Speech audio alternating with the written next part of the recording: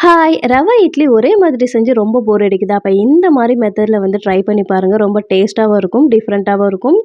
இது வந்து weight loss இருக்கவங்களுக்கு, அதுக்கப்புறம் ஹெல்த்தியா சாப்பிடணும்னு நெனைக்கிறவங்களுக்கு வந்து ரொம்ப யூஸ்ஃபுல்லா இருக்கும். இது பார்த்தீங்கன்னா வந்து சோளத்துல வந்து ரவ வரும்ல, அந்த ரவைய வச்சு தான் நம்ம இன்னைக்கு வந்து இட்லி பண்ண போறோம். ரவை இட்லி. இது வந்து எல்லா டிபார்ட்மெண்ட் ஸ்டோர்லயுமே கெடைக்கும். நீங்க வந்து பார்த்தீங்கன்னா வந்து தேவையான அளவு வந்து ரவைய எடுத்து நல்லா வந்து பொடிச்சு வச்சுக்கோங்க.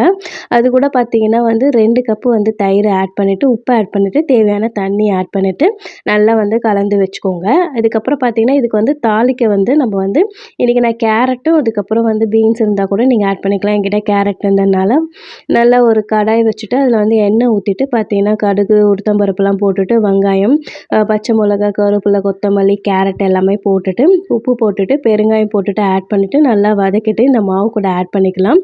இது கூட நீங்க கொஞ்சம் சோடா மாவு ஆட் பண்ணிட்டு, ஒரு 1/2 அன் ஹவர் நல்லா ஊற வச்சுட்டு, அதுக்கப்புறம் எப்பவும் போல இட்லி மாரி ஊத்தி பார்த்தீங்கன்னா வந்து செம்ம சாஃப்ட்டா இருக்கும். ரொம்ப சூப்பராவும் இருக்கும்.